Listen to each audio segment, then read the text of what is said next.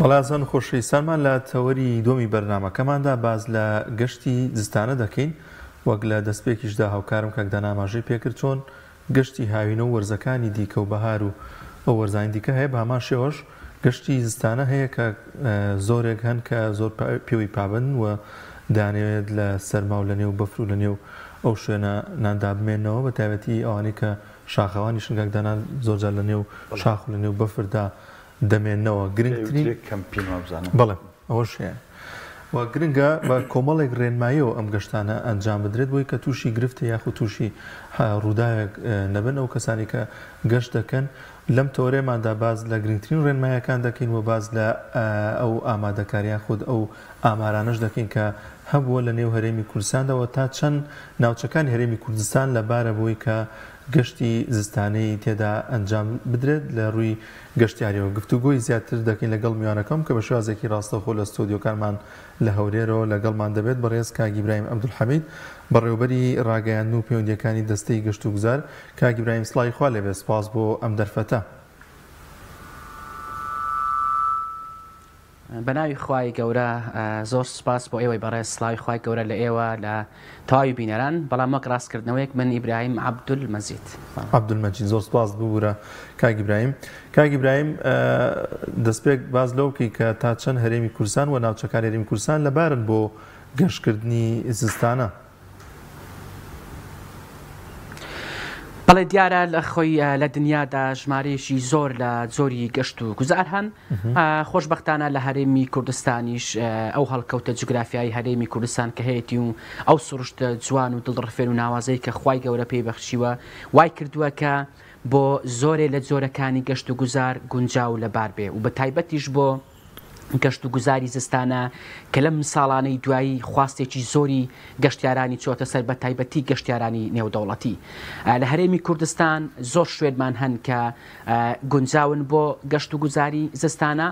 و لە چەند شوێنێکیش پرۆژە و خزمەت گوزاری بەردەست پێویستن بۆ ئەو گەشتیارانەی کە ڕوو لەو شوێنانەکەن. بەڵام هێشتا لە ئاستموحی ئێمەدانە ئێمە دەمانەوەی زیاتر پەرە بە ژێرخانی ئەو ناوچە گەشتیارانە بدەین کە گونجاون بۆ گەشت و گوزاری زستانە. دیارە ساڵانە لەگەڵ هاتنەوەی زستان و بە تایبەتی دابارینی بەفر ژمارێکی سۆر لە گەشتیاران چ ئەوانێک کە لە ناوەڕاست و باشووری عێراق یاخود ئەوانەی لە دەروی عێراقشەوە دێن سەردانی ناوچە گەشتیارەکانی ئێماکەن کە بۆ گەشت و گوزاری زستانە لەبار و گونجاو مەتەبەتی کە بەفردا دەبارێ سەرڕای ئەوەی ینی بێبوونی چاڵاکیەکیش گەشتیاران هەر ڕوو لەو شوێنانەکەن. بەڵام ئێمە بە پلان دەمانەوێت زیاتر ئەم جۆرەی گەشت و گوزار لە هەرێمی کوردستان پەرە پێ بدەین بۆ ئەوەی ئێمە چیتر تەنها پشت نەبەستین بە وەرزی هاوین. بەڵام مای خۆشحاڵیش ئەوەیە کە ئێمە دەتوانین بڵێن لە ئێستادا هەرێمی کوردستان قۆناغی گەشت و گوزاری تاکوەرزەی تێپەڕاندوە. ئێمە ساڵانی زوو گەشتیاران تەنها لە جەژنەکان داهاتن بۆ هەرێمی کوردستان، دواتر لە وەرزی هاوینیش گەشتیاران ڕویان لە هەرێمی کوردستان کرد. ئەم بابەتە وردە وردە گۆڕانی بەسەر داهات تاوای لێ هات. خۆشبەختانە لە ئێستادا لە تەواوی وەرزەکانی ساڵ گەشتیاران ڕوو لە هەرێمی کوردستانەکەن. دیارە تا ئێستاش وەرزی زێڕینی ئێمە هەر وەرزی هاوینە بەو پێی کە پشکی شێری ژمارە گەشتیارانی ئێمە بەروەرزی هاوینەکەوێ. بەڵام مای خۆشحاڵیش وەکو ئاماژەم پێیدا کە لە ئێستادا لە وەرزی زستانیشدا گەشتیاران دێن بۆ هەرێمی کوردستان دەتوان بە بەڕێستان ڕابکەێنم کە لە کۆی ئەو گەشتیارانەی کە ساڵانە ڕوو لە هەرێمی کوردستان ئەکەن ئەگەر پارساڵ بە نمونە وەربگرین لە 7,279,000 گەشتیان 115یان ئەوانە بوون کە لە وەرزی زستان ڕویان لە هەرێمی کوردستان کرد. هەر وەک نمونەیەک بۆ بەڕێستان باسی بکەم، تەنها لە ماوەی یەک هەفتەی پشوەکانی سەری ساڵ کە دەکەوێتە وەرزی زستان زیاتر لە 200,000 گەشتیار ڕویان لە هەرێمی کوردستان کرد. و بەڵێ کاک ئیبراهیم، ینی ناوچەی کوردستان و سروشتەکەی شاخ و داخەکەی ئەو بەفرە زۆری کە لی ئەبارێ بەتایبەت لە ناوچە سنووریەکان و لە ناوچە شاخاویەکان ینی هیچ پارەیەکی تێناچێ وەگەڵێر خۆی پەروەردگار خۆی بەخشیوێتیە. لە وڵاتانی کەندا و بۆ نمونەیە لە کۆمەڵە وڵاتی دیکە کە بەفری لە نابارێ دەبێت قاعی داخرا و دروستکەن بۆ یاریە سەهۆڵی و باڵێن ئەوانەی کە بە بەفر و ئەم بابەتان ناکرن. تا چەند کە ئێمە ئەم سروشتە جوانەمان هەیەوە بەفرە باشەش ئەبارێ بەتایبەت لە ناوچە شاخاویەکان هەوڵ دراوە لە یەک ناوچەنا لە یەک سوچنا لە یەک دەڤەرنا لە تەواوی هەرێمی کوردستان ناوچەی گەشتیاری زستانە دروست بکرێت و پلان بۆ ئەم بابەتە دانراوە لەسەر ئەرزی واقع. بەڵێ ئێمە لە دەستەی گەشت و گوزار پلانێکی 8 ساڵەمان هەیە. پلانی 8 ساڵە کۆمەڵێ تەوەری استراتیژی لە خۆیەگرێت. یەکێ لەوانە پەرەپێدانی جۆرەکانی گەشت و گوزارە لە نێویشیدا گەشت و گوزاری زستانە. بۆ ئەم بابەتە ئێمە من خۆشم سەرەتا ئاماژەم پێدا هێشتا گەشت و گوزاری زستانە بەتابەتی لە ڕووی ژێرخانەوە لە ئاستمحی خۆماندانە. بەڵام ئێمە لە زمنی پلانی 8 ساڵەدا یەکێ لە ئامانجەکان ئەوەیە کە زیاتر هانی وە بەرهێنەران بدەین بۆ ئەوەی پرۆژەی گەشت و گوزار تایبەت بە گەشت و گوزاری زستانە لەو شوێنانە ئەنجام بدەن کە بۆ گەشت و گوزاری زستانە لەبار و گونجاون. هاوکات هەندێ شوێنمان هەن کە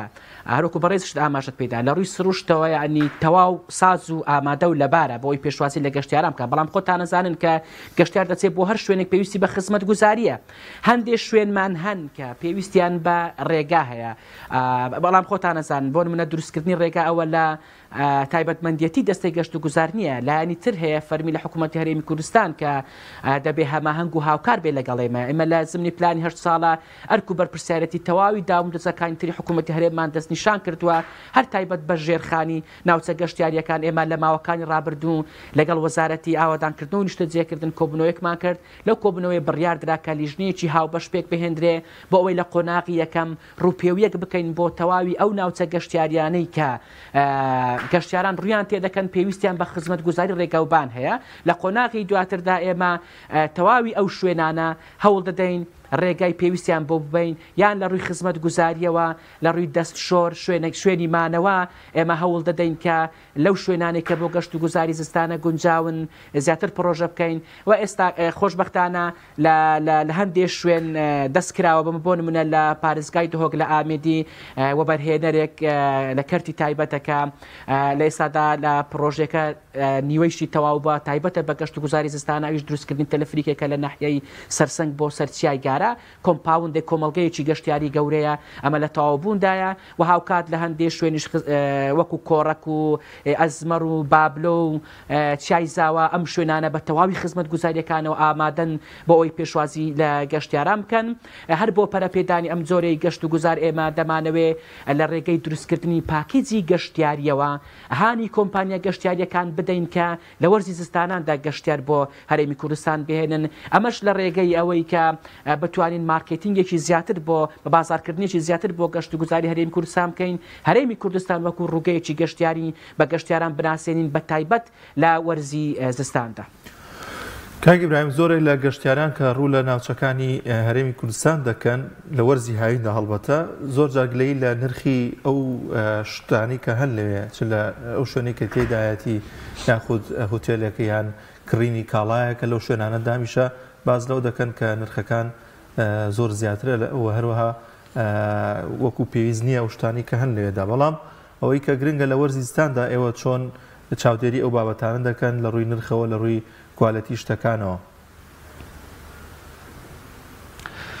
بەڵێ خۆی کە قسەتێتە سەر نرخ بەڕاستی مەبابەتێکی فرا ڕەهەندە ئێمە نەکتەنها لە وەرزیستان بە درێژایی ساڵەکە زۆر بە وردی چاوەڕێ ئەم بابەت چاودێری ئەم بابەتەکەین بابەتی نرخ لەبەرەوەی بابەتێکی هەستیارە. ئێمە گەر بمانەوێت کە چێپڕچێ لەگەڵ وڵاتانی دراوسێ وڵاتانی تری گەشتیاری بکەین دەبێ هەوڵ بدەین کە نرخەکانمان بە جۆرێک بێکە سەرنجی گەشتیاران ڕابچێشێ و ئیستیغلالکردنی گەشتیاری تێدا نەبێ. ئێمە بە بەردەوام لیژنەمان هەن کە لە سەر شوێنە گەشتیاریەکان بەسەرەکەنەوە بۆ ئەوەی یەکێک لە ئەرکانی ئەم لیژنانە ئەوەیە کە ڕێگە بگرین لە ئیستیغلالکردنی زیاد لە پێویستی گەشتیاران. ئێمە لە هەر پەیوەست بە بابەتی نرخ لەگەڵ بەڕێوەبەرایەتی چاودێری بازرگانی لە بەڕێوەبەرایەتی گشتەکان لە ئێستادا لیژنەی هاوبەش پێکێنراوە بە ئامانجی ئەوەی کە میکانیزم دابدرێ بۆ ئەوەی دووبارە نرخەکان ڕێک بخەینەوە نرخەکان بە جۆرێک بێکە ئێمە بتوانین ڕێگە بگرین لە ئیستیغلالکردنی گەشتیار و هاوکاتیش ببێتە هەنگاوێک بە ئاڕاستی زیاتر چێبرچێکردن لەگەڵ وڵاتانی گەشتیاری و زیاتر سەرنجڕاکێشانی گەشتیاران. بەڵام شتێکی شەیە دەمەوێت من ئاماژەی پێ بدەیم کە تەنها لێرە لە هەرێمی کوردستان وانە بەڵکو لە تەواوی دنیا نرخی خزمەت گوزاریەکان لە شوێنێکی گەشتیاری بە بەراورد بە شوێنێکی ئاسایی جیاوازە. یاخود لەو کاتانەی ساڵ کە وەرزی گەشتیاری یاخود هەڵاوسانێکی گەشتیاری دروستە بێ بێگومان نرخەکان بە شێوەیەک ڕاستەوخۆیانی بەرز بنەوەک بە خۆیانە بینەوە بەڵام ئێمە بە هەموو شێوێک هەوڵە دەین کە ڕێگە لە ئیسەغڵارکردنی گەشتیاران بگرین و لیژنەکانی ئێمە لە ماوەکانی ڕابردوو چەندین شوێنیان ڕوبەڕوو یاسا کردەوەتەوە چ بە پێشباردن و چ بەوەی کە گەیشت بێتە ئاستی داخستن ئێمە لە سەرجەمی بەڕێوەبەرایەتی گشتەکانمان ژمارە تەلەفۆنمان هەیە وەکو هێڵی گەرم هەر گەشتیارێکی ئێمە هەست بکاکە لە شوێنێک لە ڕووی نرخەوە قۆڕخکاری دەکرێت یاخود فێڵی لێ دەکرێت ئەگەر ئێمە ئاگادار بکاتەوە ئێمە بە زووترین کاتە داخل دەکەین لەبەرەوەی بابەتی نرخ بۆ ئێمە زۆر گرنگە و ئێمە بەردەوامیش هانی بنکە گەشتیارەکانمان داوە کە بەڕاستی خۆیان بە دوور بگرن لە قۆڕخکاری لە نرخ لەبەرەوەی ئەگەر شوێنێکی گەشتیاری نرخەکان زیاد لە پێویست بەرز بکاتەوە ڕنگ بێ لە ڕووی مادیەوە بە شێوەیەکی کاتی قازانجێک بکە بەڵام لە دوور مەودا ئەم بابەتە بە زیان بۆ کۆی پرۆسەی گەشت و گوزار لە هەرێمی کوردستان دەشکێتەوە وا دەکات کە ژمارەی گەشتیارانمان کەمتر بێتەوە بەڵێ کاک ئیبراهیم بابەتێگەیە ینی زۆر گرنگە ئێوەکو دەستەی گەشت و گوزار ئیشی لەسەرکەن هەرچەنە لەوانەیە لایەنی پەیوەندیدار کە ئەم ئیشا کاکێستا باسیەکەم مۆبەڕێری خۆی هەبێ بەڵام دەکرێت ڕێگە چاری دیکە بگیرێتە بەر ئێمە دەبینین کاتێک لە شار و شارۆچکەکانی هەرێمی کوردستان بەفر دەبارێت بەڕێزان لە پۆلیسی هاتوچۆ زۆر جار جادەکان بربەست ئەکەن بۆی هاوڵاتیان و شۆفێران نەڕۆن بنمونە گەر ئێمە لە شاری سلێمانی بیگرین کاتێک لە گۆیژە و لە ئەزمەڕ و لەم شوێنانە بەفرەبارێ زۆر جار لە نزیک ئەو چیانە ڕێگەکان بربەست دەکەن ئەمە لەوانەیە بۆ سەفین لە هەولێر ڕاست بێ لەوانەیە لە دوهۆک بۆ شوێنێکی کە ڕاست بێ تا چەند ئەمە گرفت بۆ گەشتیار دروستەکات دەبێت بیر لە ڕێگەیەکی دیکە بکرێتەوە کە گەشتیار بگاتە شوێنەکەش و گیریش نەخۆ بە ئاسانیش خۆی یا سیارەکەی بێتەوە خوارۆ جارێکی تر یان کاکی ئیبراهیم لەوانەیە زۆرێک لەو شوێنانە گونشین بن ڕێگەکان لێ بگیرە نەتوان هاتوچۆی شوێنەکانی دیکە بکەن بەڵێ خۆی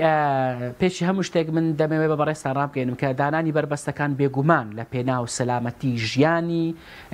گەشتیاران و هاونیشتمانیانە کە دیارە سەلامەتی لە پێشی هەموو شتێکەوەیە بەڵام هەماهەنگێکی تەواو هەیە لە نێوان تیمەکانی گەشت و گوزار فریاکەوتن پۆلیس تیمەکانی تەندروستی خۆشبەختانە لە کاتی دابارین بەفریا ئەو کاتانێکە گەشتیاران ڕوو لە ناوچە گەشتیارەکانەکەن هەماهەنگێکی تەواو هەیە هەموو بە یەک دەست وەکو یەک تیم کارەکەین بۆ ئەوەی لە ڕووی ئەمن و ئەمانەت و ئاسایشی تەواو بۆ گەشتیاران دابین بکرێت بەڵام هەروەکو سەرتاژ من ئاماژەم پێدا بەڕاستی بابەتی ڕێگە و بان ئەمە لە تایبەتمەندێتی وەزارەتێکی ترە بەڵام بۆ ئەمە ئێمە هەردەستەوەستان نەوەستاوین لە پلانی 8 ساڵی خۆمان جێبان کردوتەوە دەمانەوێ ڕێگای گەیشتن بە ناوچە گەشتیاریەکان تەنات لە وەرزی زستاننا ئێمە زۆر شوێنەواریشمان هەن کە زۆر گرینگن بەڕاستی گەشتیاران زۆر بە ئاستەم دەتوانن پێیان بگەن یاخود زەحمەتی زۆر دەبینەوە لە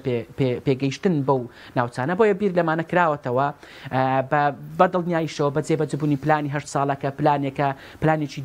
درێژ مەودایە بۆ 2030 بیر لە هەموو ئەو ئاستەنگانە کراونەتەوە کە لە بەردەم ڕوتی پێش بەچوونی سێکتەری گەشتیارین و بە تایبەت گەشت و گوزاری زستانە کە ئێبە چاوی زۆرمان لەسەرەتی بەو پێەیە کە هەرێمی کوردستان و خۆشت ئاماژت پێیدا بە بەراورد بە وڵاتەکانی ناوچەکەش زۆر شیاوتر و گونجاوترە بۆ گەشت و گوزاری زستانە بەڵام وەکو ئاماژەم پێیدا کە ئێمە تەنها بە دەستەی گەشت و گوزار ناکرێ پێویستە تەواوی لایەنەکانی تر هەماهەنگ و هاوکار بن لەگەڵ دەستەی گەشت و گوزار بۆ ئەوەی دوجار بە هەموو لایەکمان بتوانین گەشت و گوزار ببینە قۆناغێک کە بەڕاستی ئیتر پشت نەبەستین بە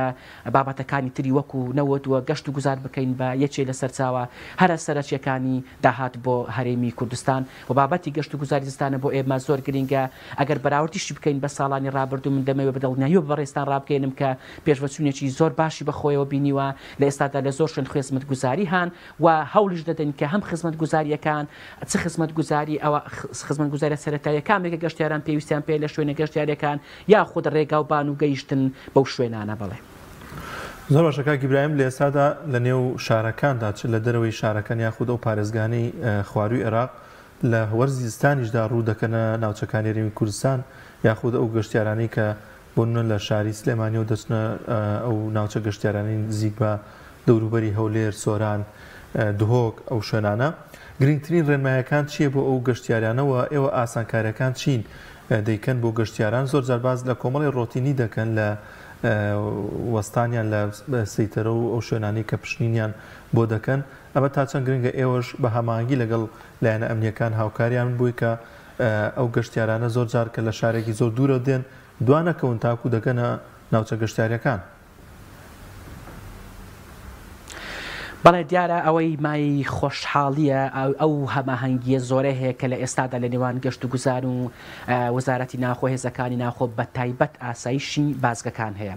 ساڵانی زوو بەڵێ ئەو ئاستەنگە هەبوو گەشتیار جاری وا هەبوو بە چەند کاتژمێرێک دەمایەوە لە بازەکان، بەڵام ئێستا من بەدڵنیاییەوە بە ڕێستان ڕدەگەێنم کە ئەوانەی کە لە ڕێگەی گروپی گەشتیاریەوە دێن کەمتر لە 4 خولەکیان پێچێ، هەماهەنگێکی تەواو کراوە بە سوپاسەوە بۆ ئاسایشی بازگەکان و بە تایبەت لە کاتی بۆنەکان لیژنەکانی ئێمە ئامادەجیان هەیە لە بازگەکان لەوێ هەموو ئاسانکاریێک دەکەن بۆ هاتنە ناوەی گەشتیاران. گەشتیاران هەر ئاسەنگێکیان بۆ دروست بێت تیمەکانی ئمە بە زووترین کاتە داخولەکەن، بۆیە لە ئێستادا لە بازگەکان بە سوپاسەوە بۆ ئاسایشی بازەکان هیچ ئاستەنگێک نییە، ئاسانکاریەکی تەواو دەکرێت بۆ هاتنە ناوە و هەر ئەو ئاسانکاریش بە وای کرد بەڕاستی کە ژمارەی گەشتیارانی ئێمە لە 2022 بەراورد بە 21 بە ڕێژەی 144 بەرز بێتەوە و لە 2023 بە بەراورد بە ساڵی 2022 بە ڕێژەی 120 ژمارەی گەشتیارانی ئێمە بەرز بۆتەوە. تایبەت بە دیوی تری پرسیارەکەی بەڕێستان ڕێنمایی ئێمە چێ دیارە ئێمە بەردەوام لە ڕێگەی کۆمپانیا گەشتیاریەکان ڕێنمایەکانی خۆمان دەدەین بە گەشتیاران بەوەی لە پێناوی هەم ئەوەی کە کەشتێکی ئەو تۆ بۆیان بڕخسێن کە لە کاتی مانەوەیان گەشتیاران لێرە هەست بە ئاسوودەیی بکەین و هاوکاتیش ژیانی ئەو گەشتیارانە پارێزراو بێ بێگومان چەند ڕێنمایی لە ڕێگەی بڕوشەر ڕێبەر و نەخشە و ئەوانە دەدێت بە گەشتیاران هەم زانیاری تێدا لەسەر شوێنە گەشتیاریەکان و هەم ڕێنمایی ژینگەی خۆپارێزی پاراستنی ژینگە و هەموو ئەو بابەتانی تێدایە و لە وەرزی زستان بە تایبەت بە وەرزستانیش هەر گەشتیارێک ئەو بە تایبەتی ئەو گروپاتی گەشتیاری کە دێن لە هەر شوێنێک تووشی ئاستەنگ بوونەوە تیمەکانی ئێمە لە بەڕێبەراتی گەشتەکان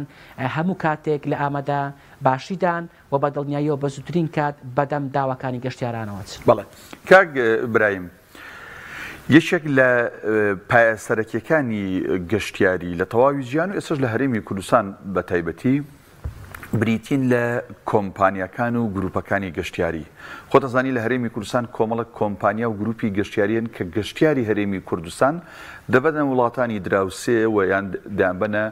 ناوەڕاست و باشووری عێراق یا تەنانەت وڵاتانی کەنداو. تا چەند ئێوە لەگەڵ ئەم گروپ و کۆمپانیانە لەسەر خەتن کە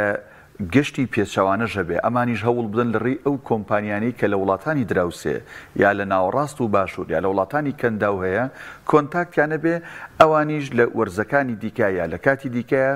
گروپی گەشتیاریان هەبێ بۆ ناوچەکانی هەرێمی کوردستان جا لە بەهارە لە هاوینە یا لە زستانایە. من دەستخۆشی زۆر لێ دەکەم بۆ ئەو پرسیارە گرنگەی کردت بەڕاستی ئێمە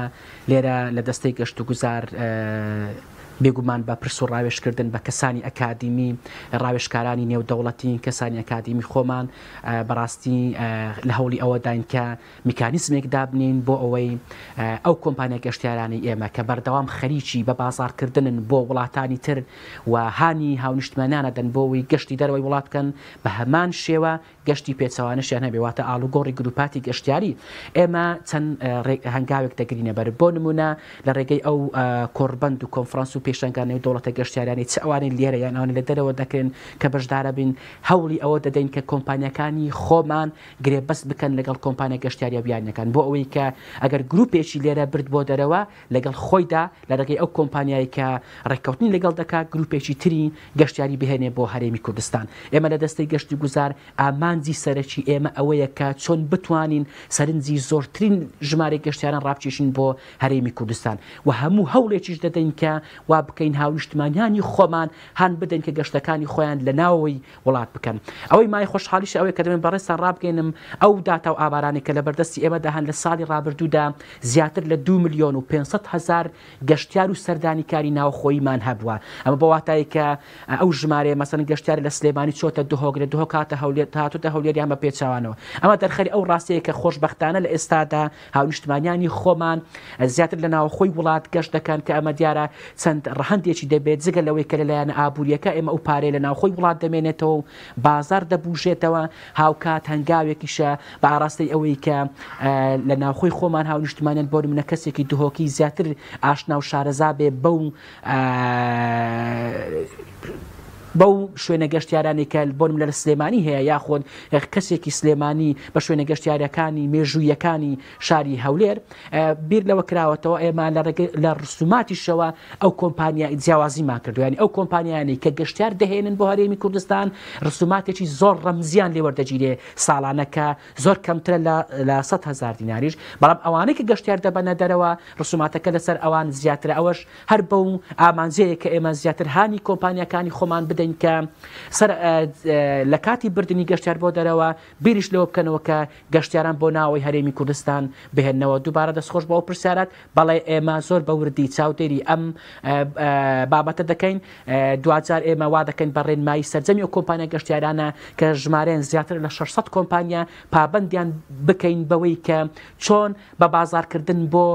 شوێنە گەشتیارەکانی وڵاتانی ترەکەن هاوکات بە بازارکردنیش بۆ هەرێمی کوردستان کەن بۆ ئەوەی دوجار بتوانین هەرێمی کوردستان وەکو پێگەیەکی گەشتیاری بناسێنین بە گەشتیاران و ژمارەی گەشتیارانی بیاریمان زیاتر بەڵێ کاک ئیبراهیم وەک دوا پرسیار بە گرنگ ێزانم ئەم پرسیارە جۆرێک لە گلەی و ڕخنە لەسەر دەستەی گەشت و گوزار و حکوومەتی هەرێم بە تایبەتی هەیە لەم بوارە گەر ئەم ڕخنێ بەدڵ سۆزانە وەربگریت زیاتر ئێوە یاعتیمادتان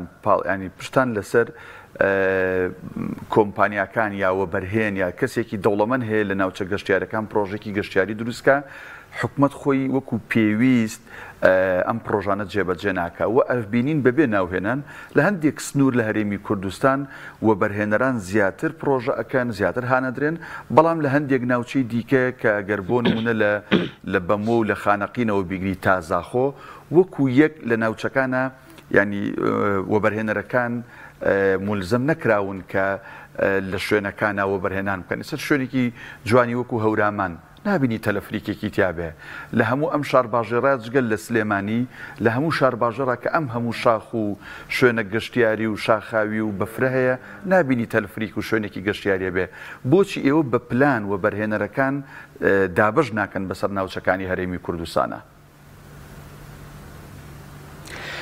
بەڵێ خۆی سەرەتا من دەمەوێت بەوە دەست پێ بکەم کە ڕنگ بێ لە لای بەڕێز دۆک و ڕەخنەیەک بەڵام بۆ ئێمە مای خۆشحاڵیەکە لە سێکتەری گەشتیاری لە هەرێمی کوردستان جیاواز لە تەواوی سێکتەرەکانی تر کردی تایبەت ڕۆڵێکی ئێجگار کارا و گرنگ دەبینێ و چاڵاچێ گەشتیارەکان لە ڕێگەی کردی تایبەتەوە بەڕێوە دەبردرێن لە زۆرینەی هەر زۆری ئەو وڵاتانێک کە لە ڕووی گەشتیاریەوە زۆر پێشکەوتون هەر ئاواکە کردی تایبەت کە ڕۆلی کاریگەرانەی خۆی دەجێڕێ وەکو حکوومەت لە ڕووی پەرەپێدانی ژێرخانەوە تەنها لە ساڵی 2023 ملیارێک و 300 ملیۆن دینار تەرخان کراوە بۆ بابەتەکانی خزمەتگوزاری و بابەتی ژێرخان بەڵام وەبەرهێنەران ئێمە لە دەستەی گەشت و گوزار بەدڵنیانەوە دەمێ بە بەڕێز ڕابگەێنم کە بەیەک چاو سەیری تەواوی شار و شارۆچەکانی هەرێمی کوردستان کراوە و بە یەک ئامانجیش سەیری هەم ئەو شوێنانە کراوە ئامانجی گەورەی ئێمە ئەوەیە کە هانی وەبەرهێنەران بدەین لە فۆکەسی خۆیان لە ناوسەنتەری شارەکان بگوازنەوە بۆ شوێنە دوورە دەستەکان لە زمنی پلانی 8 ساڵەدا ئێمە دەمانێت بە هەموو شێوێک ئەو هەڵاوسانە گەشتیاریە کە لە ناوسەنتەری شارەکان هەیە بیگوازینەوە بۆ دەرەوەی شارەکان و بەردەوامی شانی وەبەرهێنەرانمان داوەکە لە دەرەوەی شارەکان پرۆژەی گەشتیاری ئەنجامدەن بۆ نمونە ئێمە لە زۆر شوێن کێشەی شوێنی مانەوەمان هەیە لە ئاکری هەمانە لە سۆران لە هەڵەبجە لە ڕاپەڕین لەو شوێنانە هەمانەوە ئەو هەورامان کە باسکردبوون دەمێ بە بەڕێز ڕابگەێنم کە لە ئێستادا لە ڕێگەی وەبەرهێنەرێکەوە